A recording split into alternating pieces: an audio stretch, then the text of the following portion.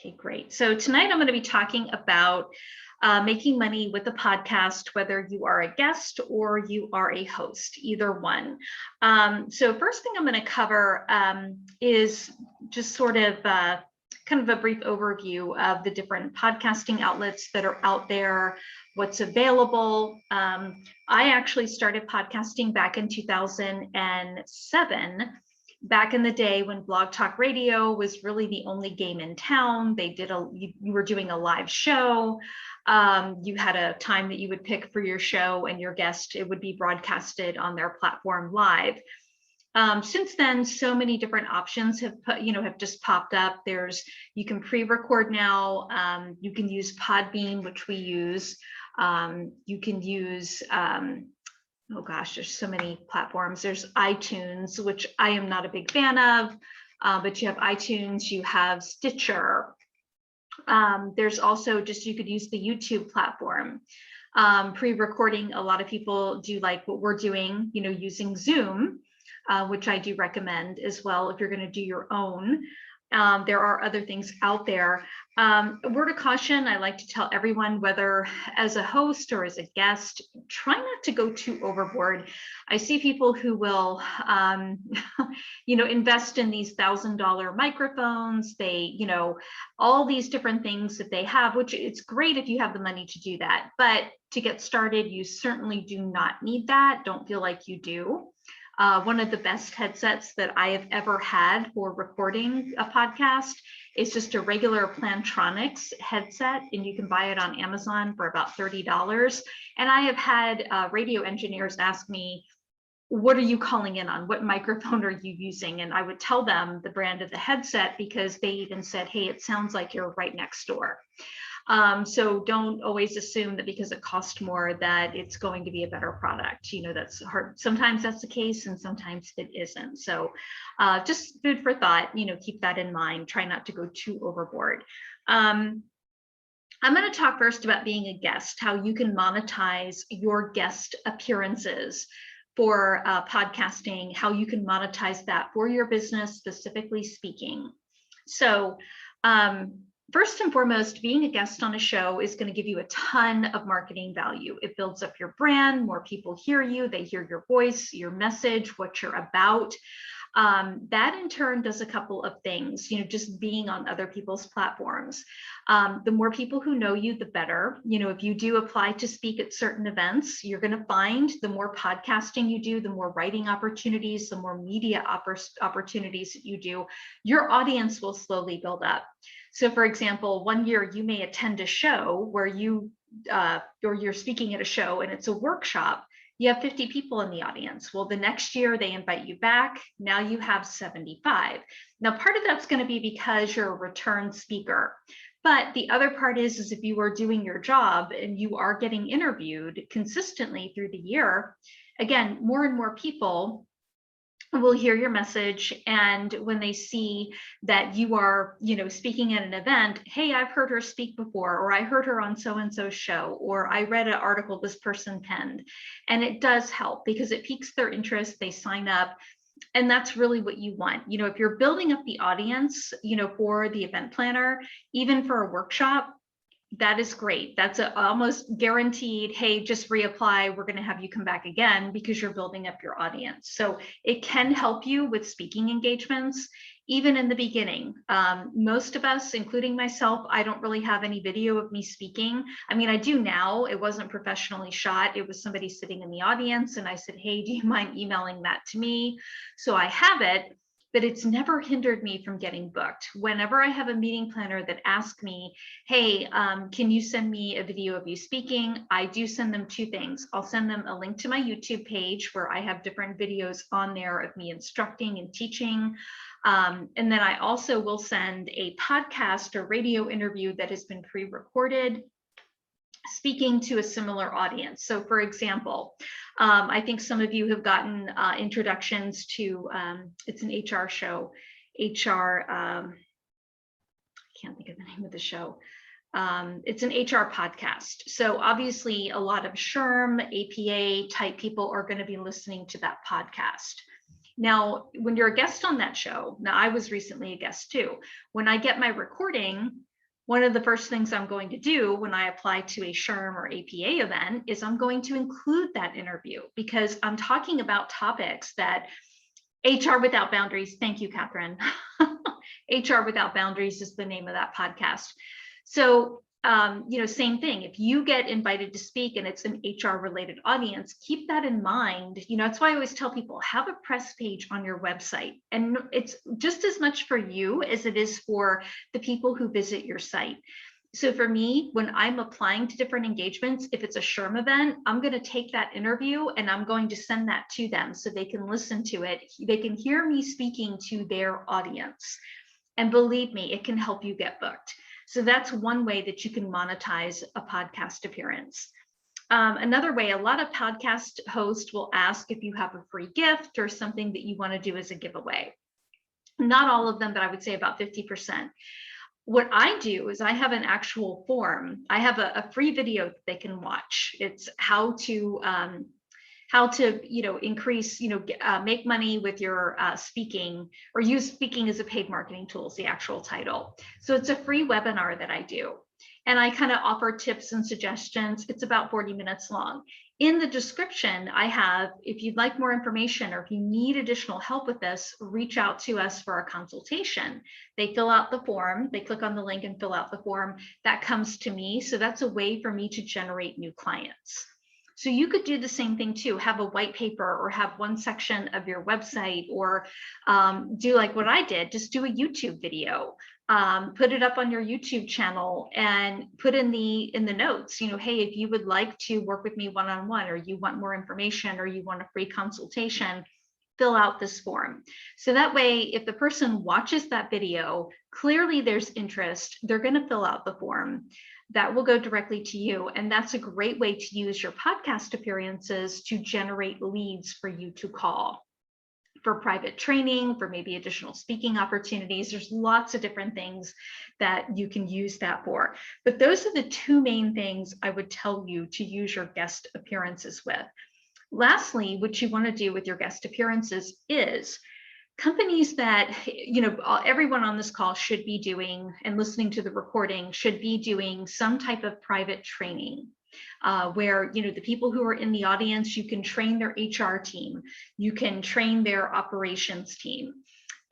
So with that, when you're calling into companies, or if you reach out to an organization and you're talking to their VP of HR, for example, and you're telling them about your private training that you can do. It's a half day. Here's the investment. This is everything that you're going to get. By the way, just like most people on this call too, and listening to the recording, same thing that I always do. I include in those recap emails after I have talked to someone and pitched them my product or my service.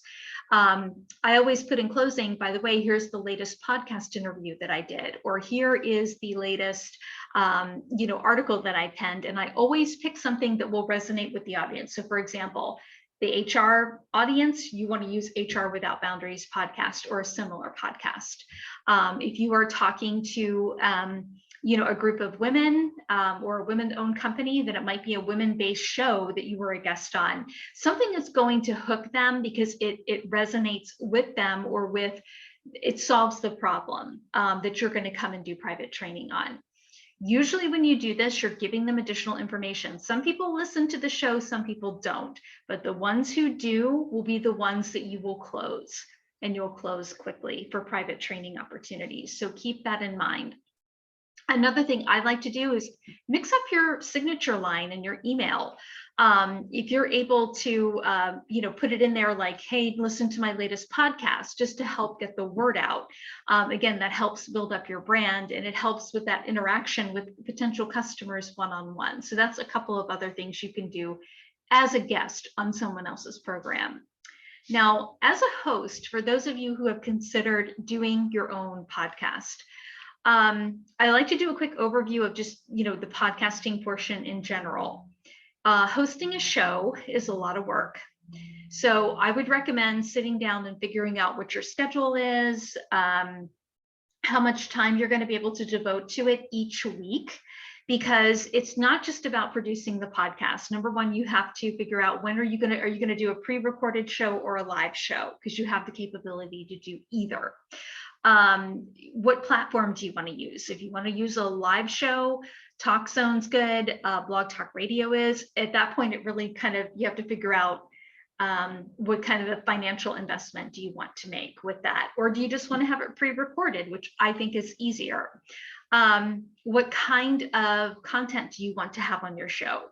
For example, with Audrey, she might want to do a disaster preparedness podcast, and it's going to be to offer tips and suggestions, for businesses and the general public, or she may only want to focus on one. So figure out what kind of content you want to have for your show. How long will it be? Do you want it to be a 30-minute show, an hour-long show, 20 minutes? Do you only want to do it for 15 minutes and offer a quick tip? So figure out what the length of the show, how long you want it to be.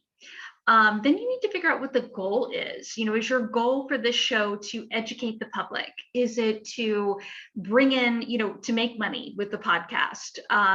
Figuring out what your goal is. Do you want to interview people, or do you just want it to be you? There's plenty of podcasts out there that just have the host talking. And probably some of the most successful ones are that, where it's just 10 minutes, they're offering a quick tip or suggestion to solve a problem. And then they cut to a commercial or whatever, and that's the end of it. So, you can be successful with it either way, but you need to figure out what you want to do. There's no right or wrong answer, but you need to figure those logistics out first. Now, if you are wanting to monetize your show with this, a couple of things. There's different ways to do it. You could do attract new customers that you could sign up for private training or coaching clients.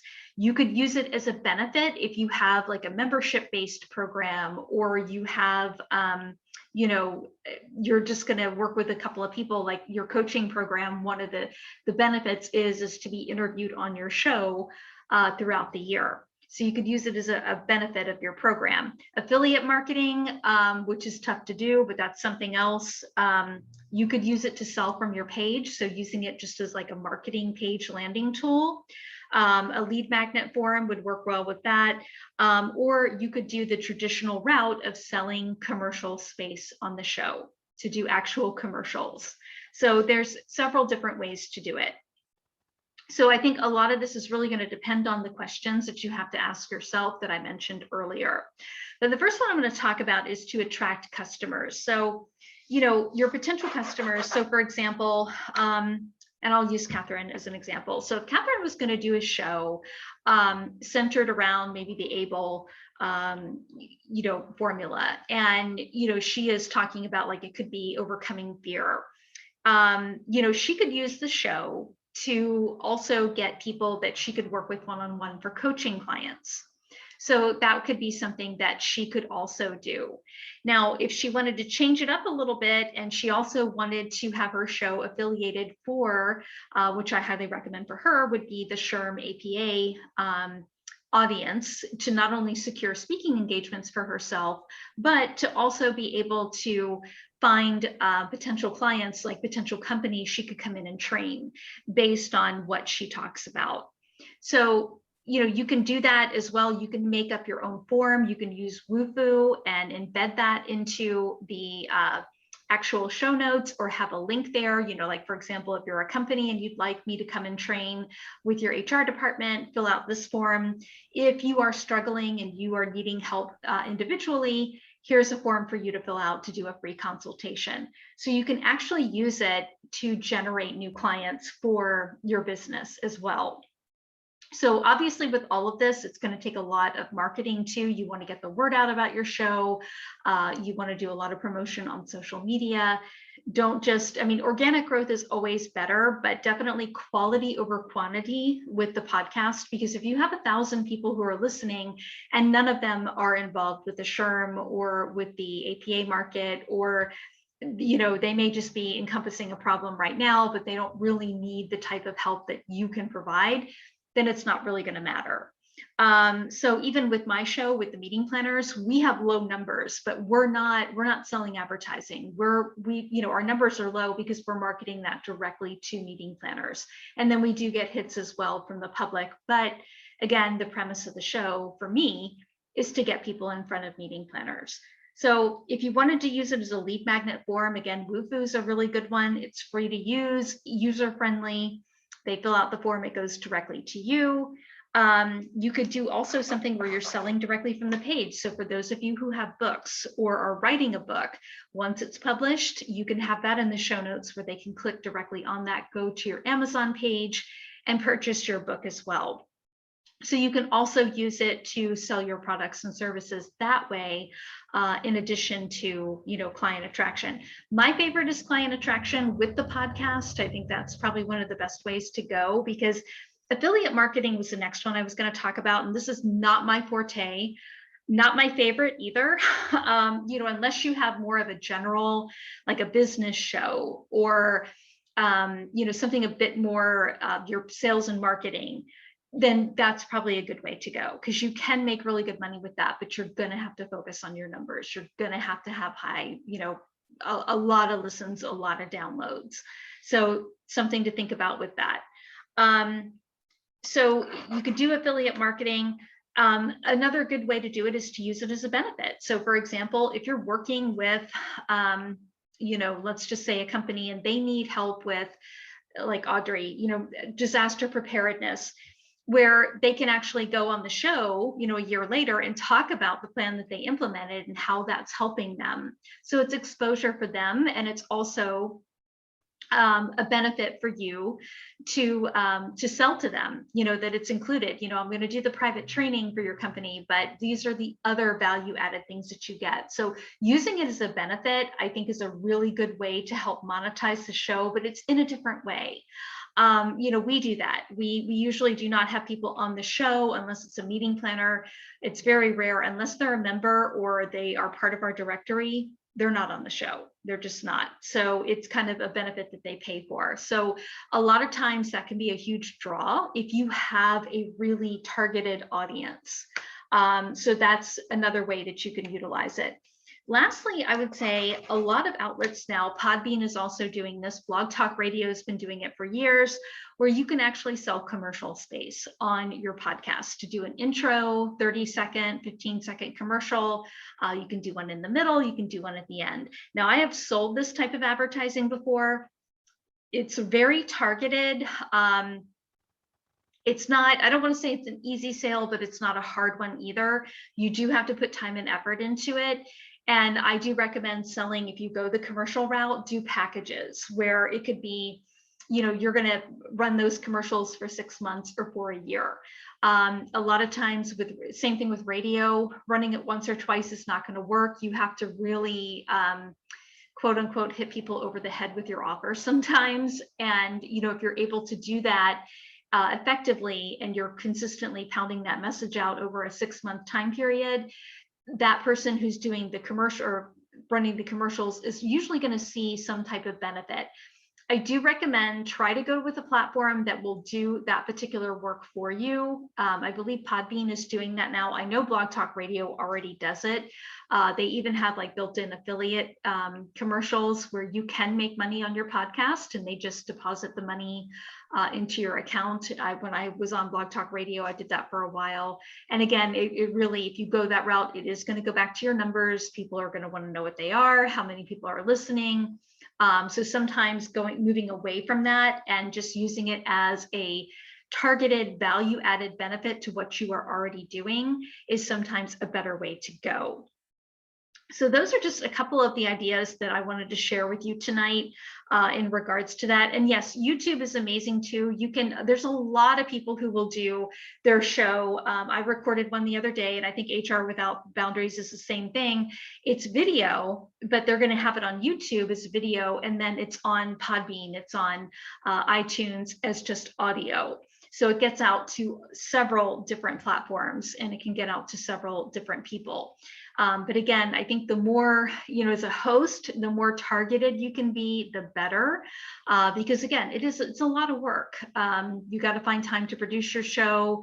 Don't forget to factor all of that in if you're going to be doing commercials and you're going to be maybe even the affiliate marketing, because again, it's going to take more of your time, and you have to ask yourself, what is your time worth?